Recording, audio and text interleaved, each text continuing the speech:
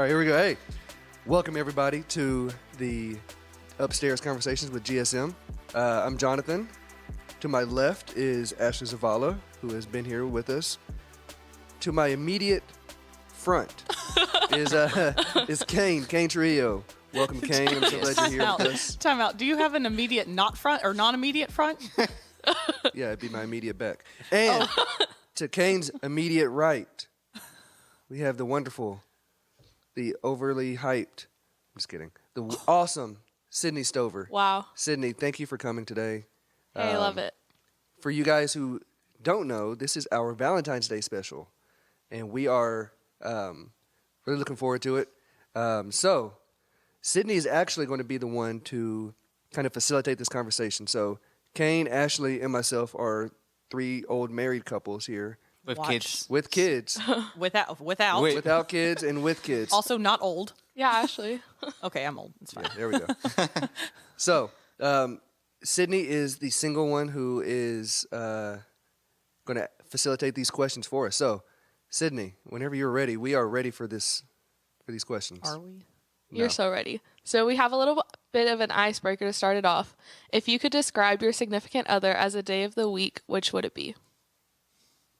Ashley, you go first. Ladies first. Yeah, ladies first. Here's the thing. The only thing I can think of at this moment is that line from Miss Congeniality where they're like, what's your perfect date? And she says, probably June 6th. Not too hot, not too cold. And that's all I can think of. So somebody else has to take this one first. Jonathan. Okay. Day of the week. Yeah. Day of the week. So, I would say a Thursday.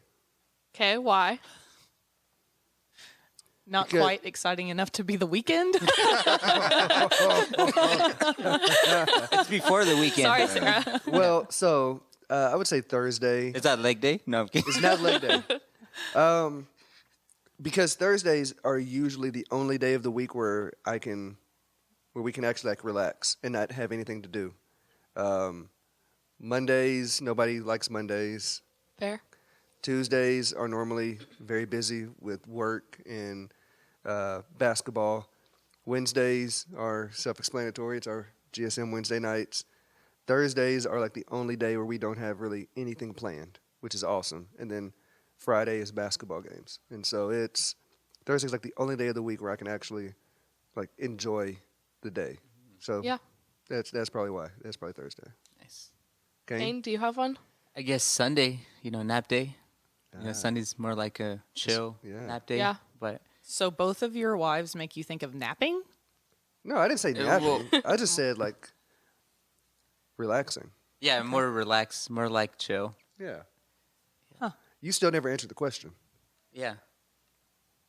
What is your significant other? What day of the week does he remind you of? Every day. Aw. Go, Nick. Yeah, let's go every day. Hey. Every day. All right, well, cool. Aw. Sweet. So the next question is, how did you meet your spouses? I guess I could go first on Okay. this one. All right. Sounds great. So I met my spouse in Florida a couple years ago. And so we were doing, it was like a conference. And she was with her mom. And I was promoting music. And so I think the first question I asked her was like, I saw her from far distance. And I asked her like, where's the bathroom? Oh. That was my first question. So after that, the rest is history. Wait, so did you really know where the bathroom was? No. Yeah. Oh, okay. Or maybe I did. I was just nervous. Yeah. So, yeah, that was kind of the first time I've Yeah. met my wife. Aw. It's really funny because I remember. Actually, Jonathan knew my wife before I did. Yeah, so like Wow. my wife and Kane's wife are best friends, and so I remember Kane. I remember Sarah like texting Danielle that day and being like, "Hey, she's in Florida, and then she meets you." And I remember like that was like a conversation for a good like couple of weeks Oh, wow. about that. So whenever like you say like yeah, she was thinking about you for like a couple of weeks. It's good. So it's good yeah, to know. Yeah, that's right. That's Wait, right. so y'all were just both in Florida and Yeah. just happened to both be from this area? no, No, I'm from California. Oh yeah, So I knew I that. was just there. Hello, Roscoe's Chicken. Yep, chicken. That's right. Yeah, yeah, yeah. There we go. Cool. We love So- chicken. Yeah. My wife doesn't love chicken, but yeah. Am I going next? Yeah. So, so I met my wife through church, actually. So, one of my best friends growing up was going to it's called Tyler Christian Fellowship. It's actually right next door to Grace Community, and they were doing like small group stuff, and they had a youth group, and I was not really into the whole church thing. Didn't really want to do it, and so he was like, "Hey, there's this girl there who I want you to meet," and I'm like, "All right, cool, whatever." So one night he came over to my house, and we were just, hanging out, playing video games, and he was like talking to Sarah. Like this was a long time ago. So Sydney, do you know what AIM is? Yeah, I've heard of it actually. All right, there we go. Is that like Messenger? Yeah, so the instant messenger. So he was like messaging her on that, and I think maybe like on MySpace. That's all. Yeah. Nice. Yeah. So, so that's how like I kind of got introduced to her, and then we actually met at the youth group at Tyler Christian Fellowship. I was maybe 14 years old, I think, and my wife was 13. Oh wow. Young. And Super young. yeah, and Yeah. so Is that middle school? I Yeah. was I think that's like 7th grade. I was a grade? freshman in high school. Oh. Yeah, I started school early. Yeah, I'm a genius. There Anyways, you are. I was I was like 14. She was 13. So we were like, it was like maybe I was 8th grade, 7th grade, 8th grade, or she was 7th grade. But yeah, either way. So yeah, I met her there, and then that is pretty much how it like got started. Not really. There's a whole lot more to that story, but Yeah, because y'all didn't start dating until high school, right? I mean, I guess technically you were already in high school, but later high school. yeah. So like we so the backstory behind this, so one of my friends, the one who like kind of introduced us, he liked Sarah, and You stole it from him? yeah, yeah. So I stole her from him, unbeknownst to me. I didn't realize that was the actual thing that was going on, and so, but because of that, like I really wasn't like looking for somebody to date or anything like that. So we were just kind of friends at that time, and I pretty much put her in the friend zone, and I went like pretty much a full year without like talking to her. Like we met. I would see her every now and again, like at church, but like I didn't talk to her for like a full year, just about. And then she came to now Tyler Legacy. She came there. She went there my junior year, so her sophomore year, and that was whenever we started dating. So Oh wow. I met her my freshman year. Didn't talk to her really my whole sophomore year, and then she came to school, and that's when we started dating. So, yes, Nice. yeah. Ashley? Yeah, Ashley. I'm really glad that Nick doesn't have any chance to say his side of the story, because it's not true. Right. This is a good story. We happened to meet at camp. We were both working at camp in California, and I had moved to California to work this job. And I had a really, really, really deep Southern accent.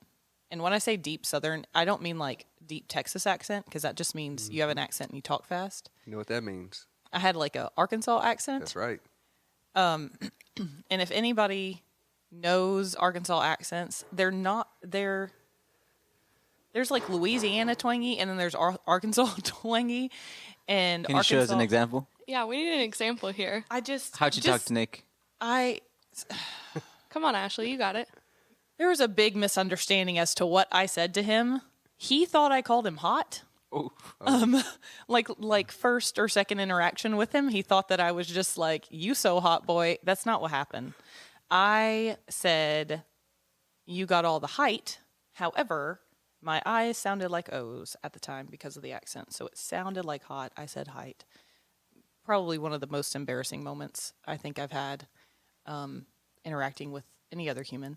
And yeah, it was, I guess he fell in love in that moment. And That was just it. him. Nice. There was no mutual. Oh was- yeah, it was you just can me. ask him. I after that happened, so there were other people present when this happened, and they all thought that I called him hot, which again I did not, and so it was like not even just embarrassing for the fact that he heard me say it and thought that I said that, but like there were like, I don't know, would you say like 8 other people there that heard this whole situation go down? So I was like absolutely mortified. I avoided him like the Black Plague. Wow. And so he had to literally do all the work to like get to know, like anything that if we ever talked, it was always because he came to find me. Because if I saw him, I literally took the long way around. If there was another way to go, I took it. Because I was mortified that anybody thought that I would just randomly call him hot. Not that he's not hot. I just would never. He's embarrassed. You guys can't see, but Nick is off camera right now, pushing all the buttons, making us sound good. And He is very red. You do have all the hot, babe. okay, All the hot. Oh. It's getting awkward. okay, all right. So, just a quick recap. How long have each of y'all been married for? I've been married for, I think, going to 5 years. Nice. Getting kind of old. Jonathan has been married for a long time. 8 years. It'll be 8 years this year. We will also be 5 years this year. Aw. Nice. So I'm the oldest married guy here. Wisest. Yeah, Yeah. sure, something like that. And I think been dating the longest too. Yeah, that's probably fair. Yeah, And your kids are older. Yeah, I'm very. true. Yeah, Experience. yeah, yeah. Married life and dad life. Yep. So, That's me. what has been the best part of marriage for y'all?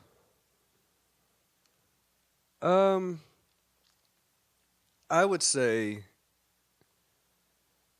it's just been it's so fun. Like it's weird because when we were dating, so Sarah and I, we didn't like live together before we got married, and so any time that we got to spend with each other was just like it was always so much fun, and we really enjoyed it. And so once we got married, we're like, oh, you don't have to go back to your parents' house.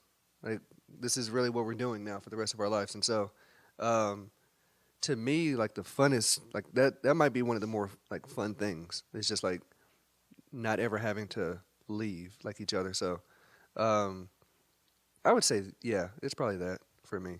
Yeah. Ashley? Okay. I agree with Nick and I also didn't live together before marriage. Getting to stay and not having to leave, getting to like wake up and do breakfast and like all that's also very much fun. But Nick and I both love baseball. We love watching sports. We love watching and doing a lot of things. So it's really fun to be able to just like go and do adventures together and stuff and be able to just like get one hotel. Or like just go the two of us and get to experience things just the two of us. I don't know about Nicholas's side of this, but on my side of it, he truly is my best friend. So it's just really fun to get to live with your best friend, do life with your best friend, go adventuring with your best friend. And we have a lot of similar interests, so there's not a whole lot that I would be like, let's go do this, and he would be like, I'm good, or vice versa. There's not a whole lot of things that he would say, hey, let's go do this. And we are also free of children, so it's a lot easier to just like go and do. So it's really fun. It's just never ending saga of what shenanigans we're going to do next. I love that. So for fun, for our marriage is just sleeping, eating. Kane in the sleep, man. No. I He just actually had a don't- new baby, so Yeah, I you know. actually don't nap. I wish I did more. But I think as far as fun, I think just being fun for me sounds more like comfort, you know? Like coming home and then seeing that someone's there that I love and then also someone that cares. And so I think that's kind of more the fun part instead of, actually having fun, No, but we do like doing stuff together as a family, so that's kind of cool. Nick just texted me his answer. He said that the funnest part of funnest, is that a word? Yes. The most fun. Yeah. The funnest The part. funnest part of Yeah. marriage, for him is that somebody cooks and cleans for him. Ooh, Oh, So- nice. that's true. Nick. I like it. But he has said that he likes to clean, so That's true. That's true. I'm kidding. That didn't actually happen. Who likes doing dishes? Yeah, who does the dishes in the family? If we had an agreement, so this is wise for anybody that's like seriously dating, talking about marriage, whatever. You should have like some ground rules before you walk into marriage, because the first year is just chaos, because it's two different people from two different families, two different walks of life coming together, and you have these expectations you don't know that you have. Like, my dad dealt with all the financials in my family, and Nick's mom dealt with all the financials in his family, which is fine. And you don't really realize that you kind of not even expect, but you just, somewhere in the back of your brain, you just think that person, that's just kind of like their role in the household or whatever. So just like things like that are just different. And it's, nobody's wrong. You just don't realize that those are things that you're going to have to like deal with. But anyways, some of the best advice I could give you is Nick and I made an agreement before we ever got married. Whoever cooks doesn't have to do the dishes. So nobody's ever doing like all the things. If somebody, takes out the trash, have somebody else put the trash bag back in the garbage. Or we're really dumb and lazy, maybe lazy, maybe not dumb, but just lazy. So if the dog has to go outside, instead of being like, you take him out, I did it last time, we play rock, paper, scissors, and loser does it. Like, just like finding little loopholes, one, to make things fun, and two, so nobody ever feels like they're the only ones doing anything. That's good. Is Very good. A good thing to like establish before marriage. And that kind of helps with arguments and fights and tension and stuff. So Yeah, I love that. Yeah, absolutely. I do the dishes in the house.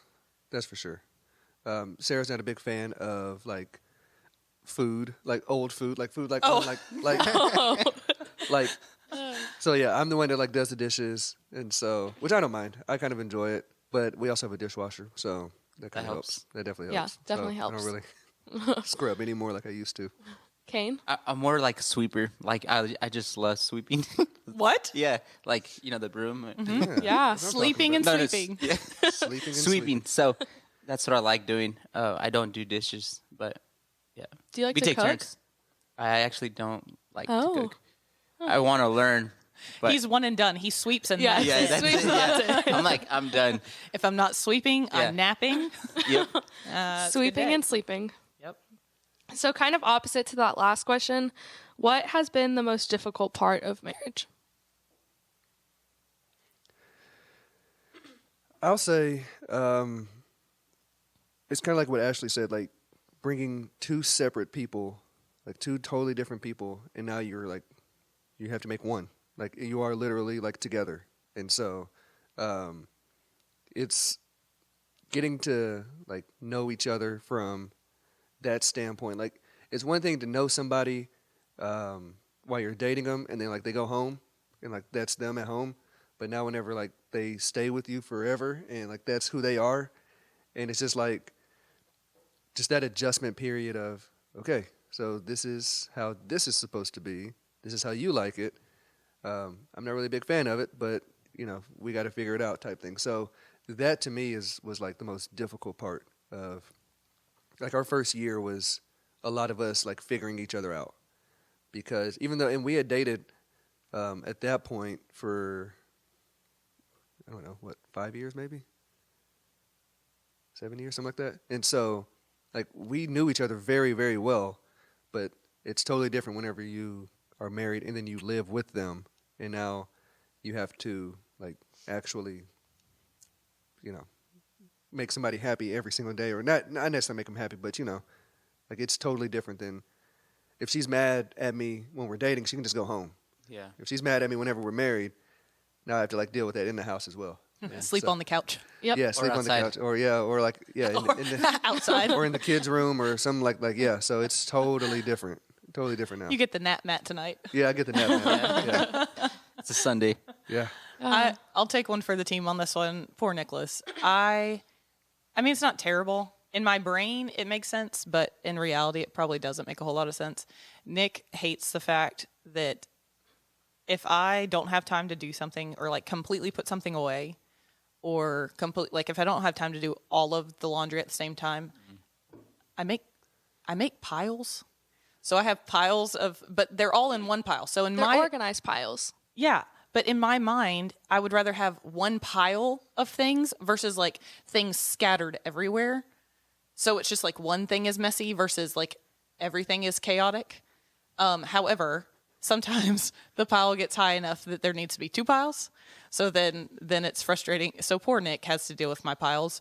Granted, they're not like all over the house. They're just like in the room where my clothes are is usually what happens. I don't have time to put them away, or I can't find enough hangers or whatever. So I create the pile, and then it's just easier to put something on the pile that already exists than to go ahead and like fold it and put it away.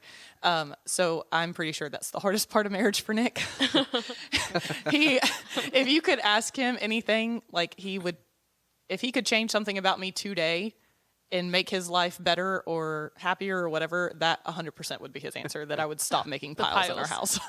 I'm like a little groundhog or something. I don't know if they make piles. No, they live in the ground. I don't know. Yeah, they dig holes. Watch he likes it. It'd be funny. Yeah. If he does like the piles. That's my favorite Yeah, he's quirky like, thing about No, you. look at him. He's shaking his I head don't mind so the much. piles. I hate piles. He hates my piles. Yeah. So for I guess the hardest thing for our marriage is for me sometimes just saying sorry is kind of hard, Yeah. and I guess you have to say more sorry, than usually, because I feel like in marriage it's like sometimes you have to negotiate too, but for myself, like sometimes you don't want to say sorry, and so I need to do better on that. And also my wife, she likes to not get things done, but say if we're having like an argument, she just wants to like get it done with, and like, hey, let's stop it now, or let's talk about it. And then for me as a guy, I like to walk away, and so that's kind of been the hardest. But I think just negotiating, saying sorry first, that's kind of like an advice I would give if you're about to get married, or if you're thinking of the future. I always say be the one who says sorry. Yeah, that's really good.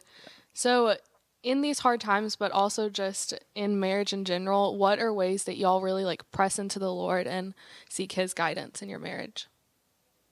Lord, you better get him out of my house before I kill him. Uh-oh. I'm kidding. Run. That's never crossed my mind. It was funny in the moment. It's so weird too, because I mean, whenever we got married, I was 21 and Sarah was 20. And so, is that right? It might have been, I don't know. Anyway, it's been it's the morning. Either way it goes, we were really young. And so, we really had to we say like our first year of marriage, we lived off of like love basically. And so, it really wasn't until we moved. So after we got married, we moved up to Arlington because Sarah was going to school at UT Arlington. And so, it wasn't until there where we really started relying on the Lord, because we down here were comfortable. My parents were here, her parents were here. If anything ever happened, like we could go to them for anything pretty much. And so now when we got married, we were living in Arlington, and it was the closest person to us was my uncle. And we lived like North Arlington across 20. And he lived like South Arlington towards like Mansfield. And so it's still like a 20-minute drive just to get through all of that. And so it really wasn't feasible. And so we really had to like rely on God for that, for our first year of marriage, because there are times, and like when we obviously, like most first year married couples, we would argue and we would fight, and just, again, two different people just trying to figure this out. And so, but we definitely lean on the Lord during those times, especially during our first year. Yeah, that's really good. I guess in our marriage is, just including God in everything we do.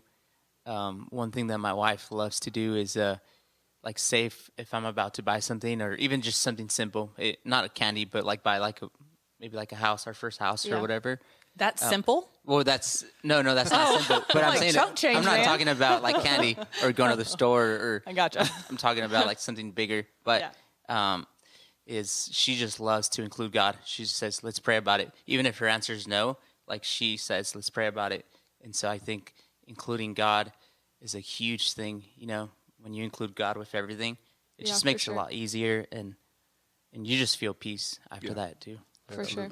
It's a good thing to include God. I think for us, or for me at least, God has to be present in our marriage. That sounded like our marriage is miserable. It's really not. It's just that I, I like, okay, sorry, Nicholas, but the bus is about to come and hit you. But he is not the most graceful human. He gets hurt a lot.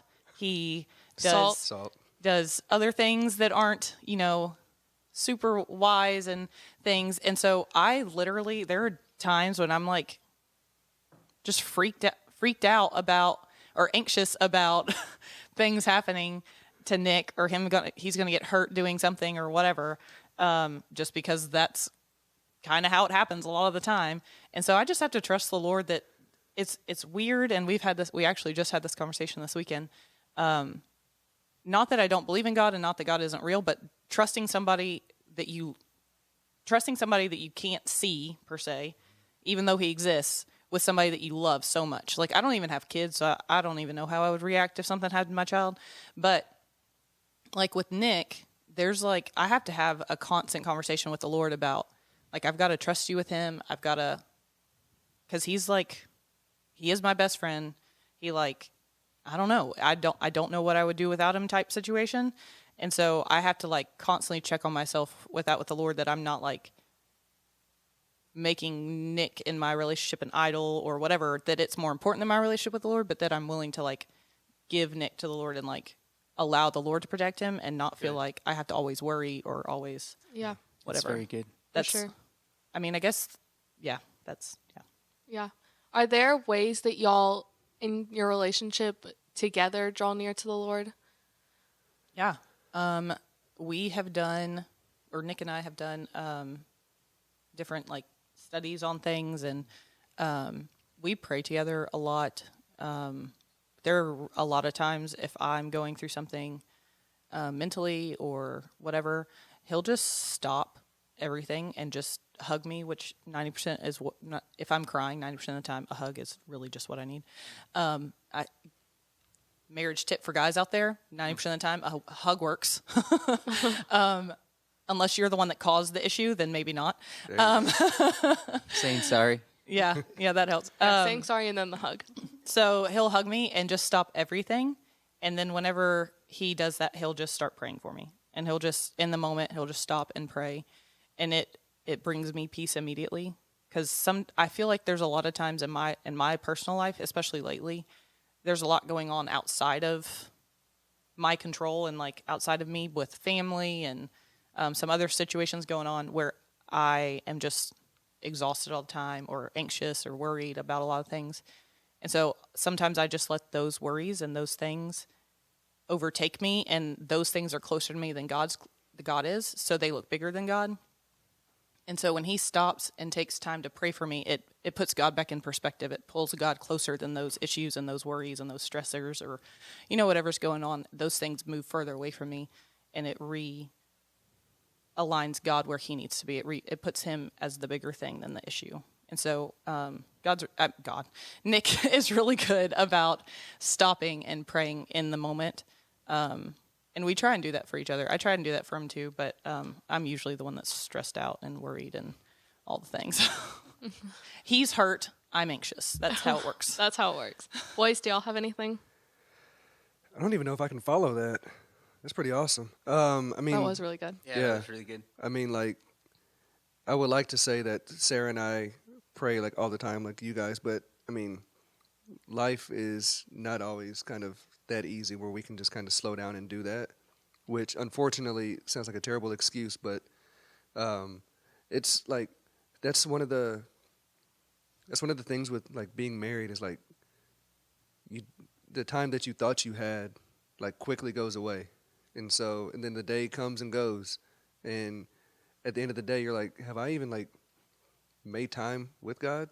Like, I've spent so much time like trying to make sure everything else is right. Like for me, like I'm all about like trying to make sure, like I'm a fixer, so I want to try to fix things, and like if something's wrong, like I want to be the one to fix it. And so I spend so much time fixing things instead of relying on God to fix it, that it just kind of wastes more time. And Yeah. so I would love to say that like Sarah and I like pray all the time together, but I mean the honest reality is like we just don't. And but the way that we rely on God is totally different because Sarah, if we had to choose a prayer warrior, um, she's someone who can pray and is really good at that and really enjoys it and will really like slow down and do like a quiet time during her work day. Um, and in the season that we've been in recently, well, we just came out of like a really difficult season when um, so it makes those things a whole lot more difficult to do.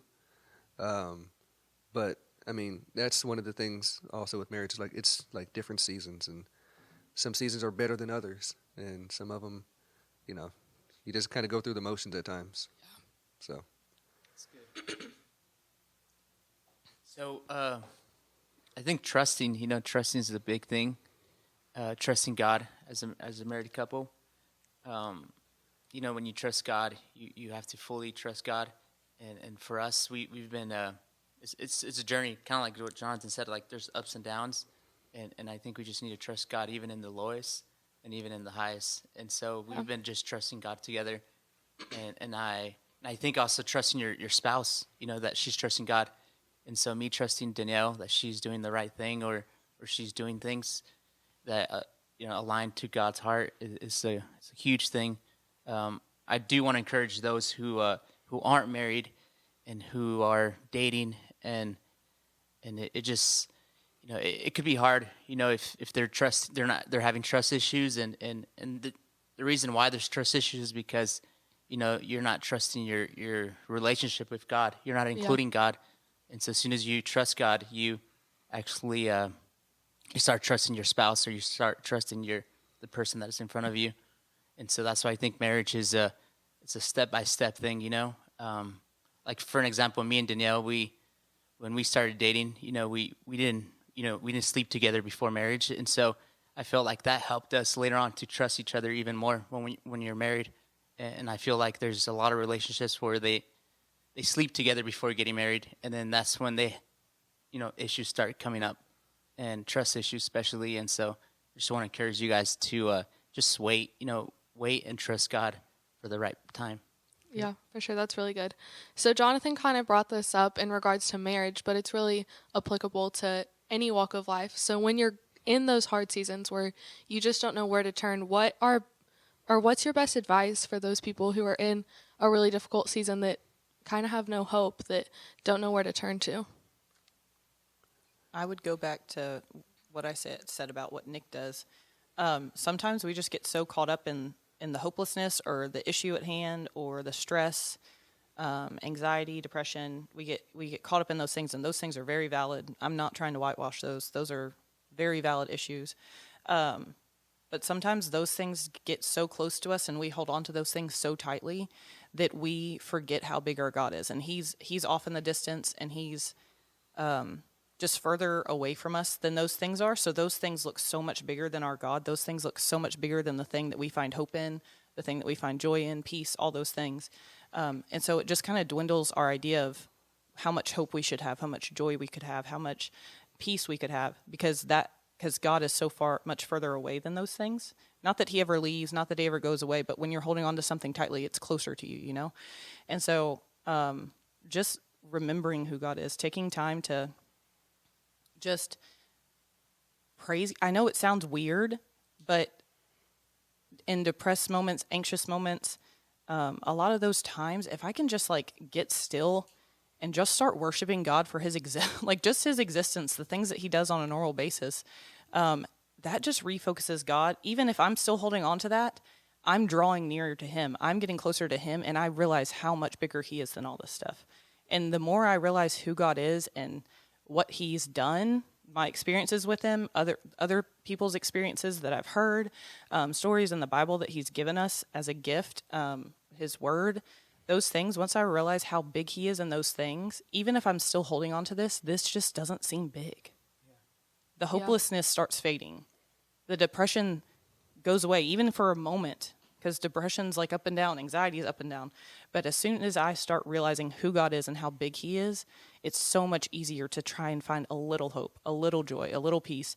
because I know how much bigger my God is than these things in my hand. So Yeah. that would be my thought. Yeah. So this past week, at least for me, it was a really like long week, and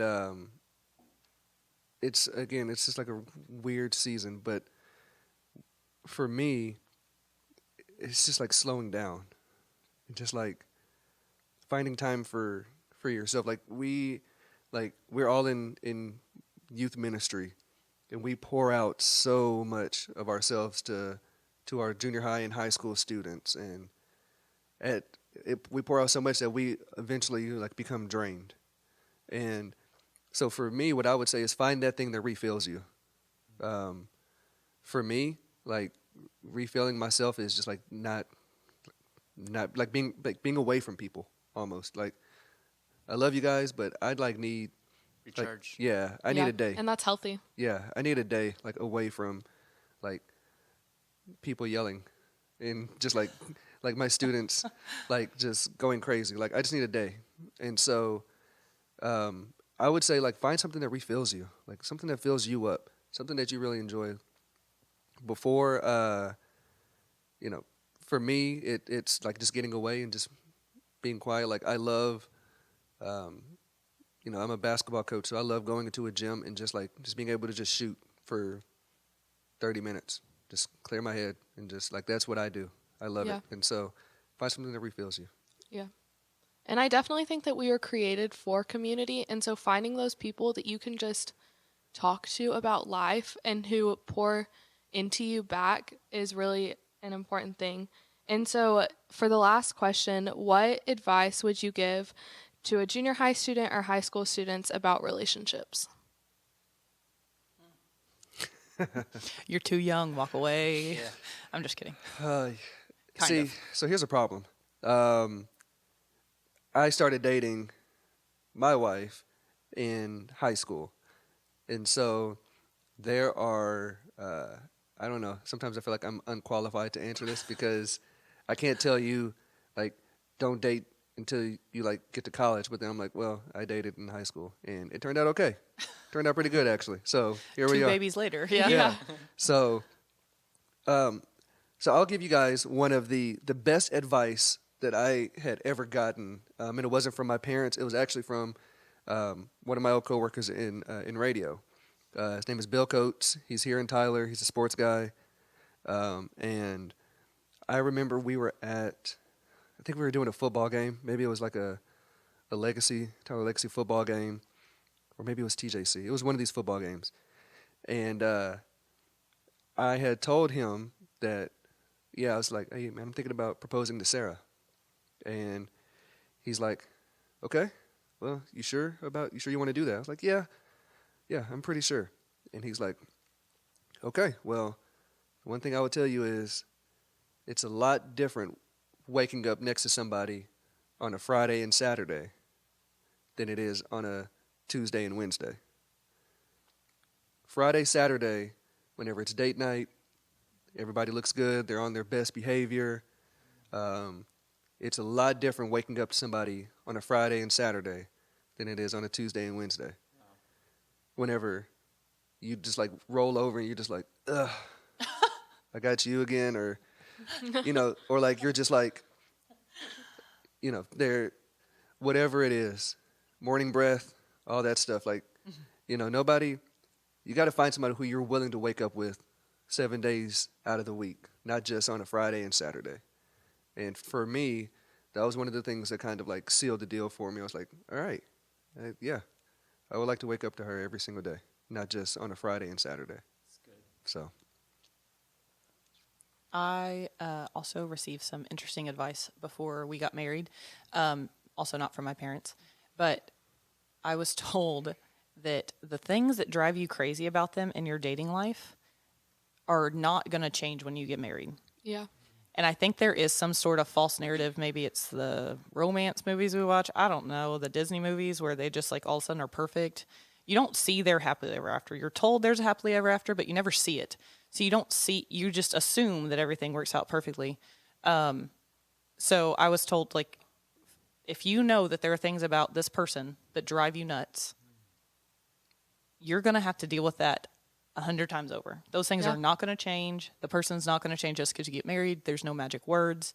So you have to make sure that those things that drive you nuts are things that you can deal with for the rest of your life and amplify it. So multiply it at least by 5, because in an argument, those things are going to be the first things that you think about. I also, so that's like that's the best advice that I got, was just to find somebody that their worst quality is something that you can deal with on a bad day. That was the best advice I got. And then funny advice that I got, which I just tell people just because it's kind of true. Put on your favorite show or favorite movie or something that you wanted to watch for a long time. And you don't eat anything, but let them sit beside you and eat. Because if you can't stand there chewing, just don't deal with it, because you have to listen to that for the rest of your life. So I heard that along. It was kind of like a jokey type situation, but I was like, that's actually true. Like if we're sitting there and he wants to eat a snack and I don't or whatever, I've got to be able to just sit by him and listen to him eat popcorn, crunchy chips, whatever, or slurp on, I don't know, sweet tea. He doesn't drink sweet tea that much, but like whatever he's drinking, I've got to be able to listen to all of his noises while I'm trying to watch my favorite show. So that's kind of like a jokey thing, but it's still a little valid. So Yeah, definitely good. valid. I think the best advice for me is include your parents, like sometimes you're scared of like to tell your mom or your dad like, hey, I like this person or I want to date this person. But if you are thinking of dating, just include your parents, because they're probably going to give you the best advice, because they love you. And so I think that's a good advice, because I see a lot of kids that don't include their parents. And then usually marriage, after you date, you get married, right? And so when you married that person, you have to marry the whole family, right? Yep. And so that's a huge thing. And so sometimes you just think, oh, I'm just going to marry this person, but screw their parents, or screw their brothers and sisters. But really, you're marrying the whole family.